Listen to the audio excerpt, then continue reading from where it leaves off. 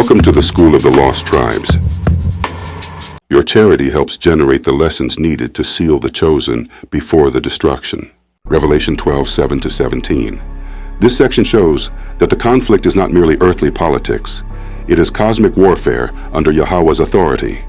Yet the target and outcome remain covenant-centered. The dragon's defeat is tied to Israel's salvation, Israel's kingdom, and the preservation of the covenant woman and her remnant seed. Revelation 12:7, KJV. And there was war in heaven. Michael and his angels fought against the dragon, and the dragon fought and his angels. This war in heaven reveals Yahweh's universe as a real governing realm where his order is enforced. Michael's role is significant because he is associated with Israel's protection, showing that the spiritual conflict is directly connected to Yahweh's covenant people. The dragon fights to maintain accusations and influence that empower oppression against Israel, but Yahweh's host contends to bring the covenant plan to its appointed end, the deliverance and kingdom restoration of Jacob. Revelation 12:8, KJV. And prevailed not, neither was their place found any more in heaven. The dragon's inability to prevail means Yahweh's decree overrides every adversary, no matter how ancient or entrenched. No place found signals a legal eviction. The accuser is stripped of standing in the heavenly court. For Israel, that matters covenantally. The enemy's power to hinder, accuse, and claim authority over the scattered tribes is being removed because Yahweh is moving toward the fulfillment of his promises. Revelation 12:9, KJV. And the great dragon was cast out, that old serpent, called the devil, and Satan, which deceiveth the whole world. He was cast out into the earth, and his angels were cast out with him. This identifies the dragon as the ancient serpent, the same adversary opposing Yahweh's purpose from the beginning. His deception of the world includes building systems that enslave and corrupt Israel, mixing truth with lies to keep the tribes scattered, ashamed, and unaware of covenant identity. Being cast into the earth signals an intensification of earthly conflict.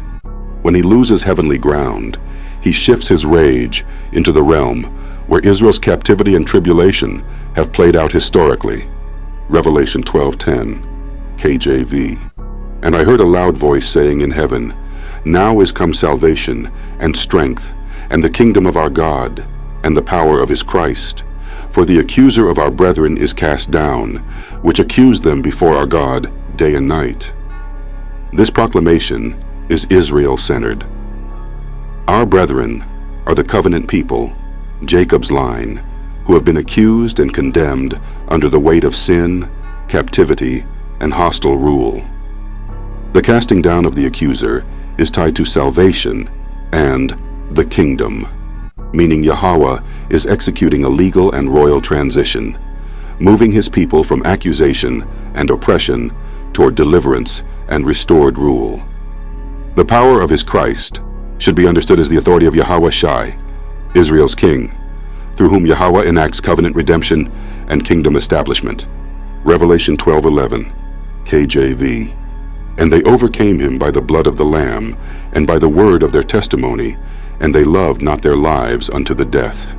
They are the faithful among Israel, especially the remnant, who overcome not by worldly dominance, but by covenant means. The blood of the Lamb speaks to Yahweh Shai's sacrificial atonement for Israel, cleansing and reclaiming his people from the legal claims of the accuser. Their testimony is the confession and witness of that covenant truth, even under persecution. Their willingness to die shows Israel's remnant is being purified into kingdom loyalty, choosing Yahweh's promises over survival in the beast's world. Revelation 12:12, KJV. Therefore rejoice, ye heavens, and ye that dwell in them. Woe to the inhabitants of the earth and of the sea, for the devil is come down unto you, having great wrath, because he knoweth that he hath but a short time. Heaven rejoices because Yahweh's order is being restored above, but earth receives woe because the conflict concentrates below. This wrath is not random. It is aimed at disrupting Yahweh's end-time purpose, especially Israel's restoration.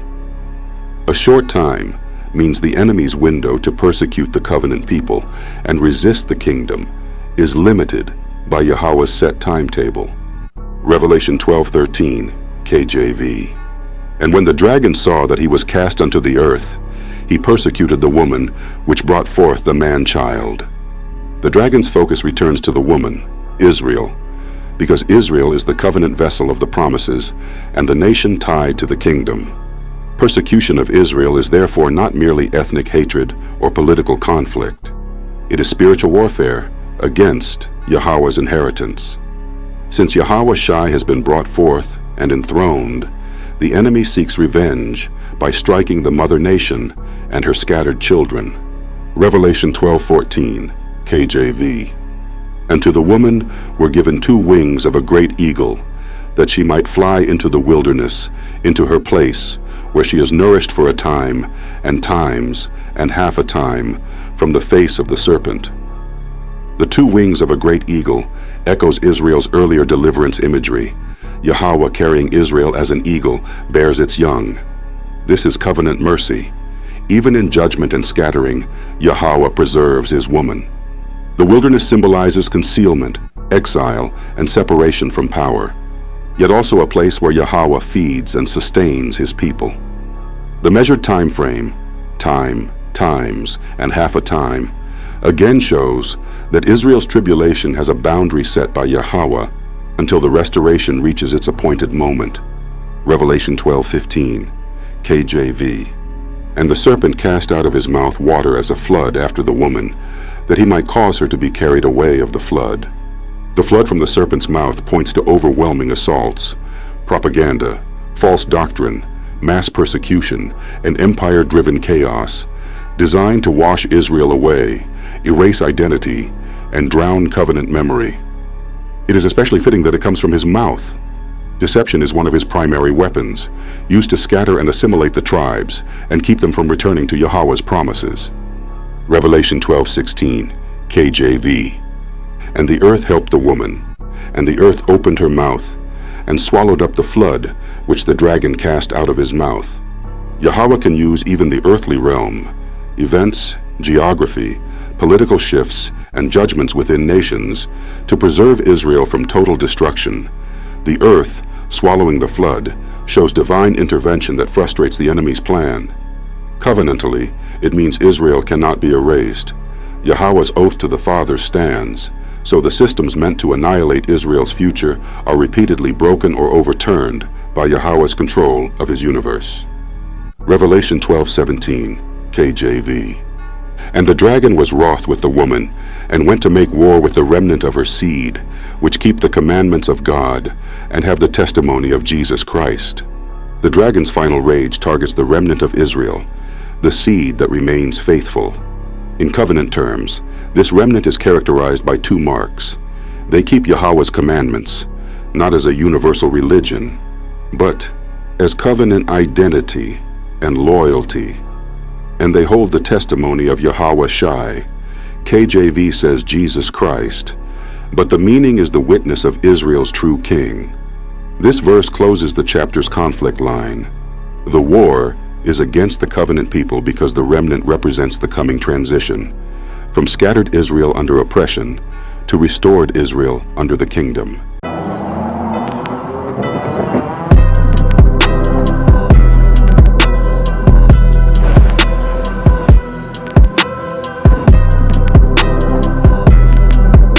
Table of Contents. Introduction. Yahweh's exclusive covenant with Israel. The purpose of this book. No disparagement of non-Israelite races. The foundations used throughout this book. On the right foundation, Israel's covenant exclusivity, believing Yahweh Shai and the consequences of unbelief. The exclusive nature of Israel in the Old Testament. The exclusive nature of Israel in the New Testament. Part 2. Replacement Theology, examined. Dare we say the Church has replaced the 12 tribes of Israel, hope, the law, and Israel in the New Testament, the exclusivity of Israel in Ephesians, Philippians, and beyond, redemption and the many, the exclusive nature of Israel in the letters of James, Peter, John, and Jude. Israel in the Book of Revelation. Reactions and doctrinal challenges. Next steps in the book. Common reactions to Israel's exclusivity. Reactions to the exclusive doctrine of Israel expanded. Are there 2 or 3 witnesses for exclusive Israel? Separation, the world, and the gospel. Word meanings. Understanding separation and the world. The world, cosmos, or oikoumeni. The 2 differing gospels, stumbling blocks to an exclusive Israel doctrine. Case studies, Israelites in dispersion. Peter's sheet vision, a closer examination. The Ethiopian eunuch, an Israelite in dispersion. The widow of Sarepta, an Israelite in dispersion. The Lord's Prayer, an exclusive Israelite perspective. Extra scriptural doctrines exposed. The extra scriptural doctrine of Judeans and Gentiles. Can strangers become Israelites? In thee shall all nations be blessed. That unfortunate word, Gentile. Yahushai's ministry was not primarily to the Judeans or in Judea. Identity, history, and deception. Could the modern Judeans be Israel? Can the Judeans be identified? Josephus in his comments on the Judeans. Does Edom have any marks of identification today? Judeans who are non-Semitic. Historical commentary and records. What is their blasphemy? Anti-Semitism. A tool for deception. Religious and political nonsense. Galatians, promise, and heirship. Galatians and Israel exclusivity. Interpreting Galatians in light of Israel exclusivity. Christos without Yesu, Messiah without Jesus. Can the promises to Abraham's seed be spiritualized? Who are the heirs according to the promise? In Christ versus in Jesus. Neither Judean nor Greek. Who are the Greeks? Israel in the entire New Testament. Sonship, adoption, and faith. Isaac, hearing faith and freeborn sons. In thee shall all nations be blessed. Revisited. The promise in thy seed in the New Testament. The biblical concept of adoption. The placement of a son. Analysis of the 5 adoption verses. Understanding the sons of Yahweh and the doctrine of adoption. Pilgrims, strangers, and Israel. New Testament strangers. Seed, rebirth, and sowing.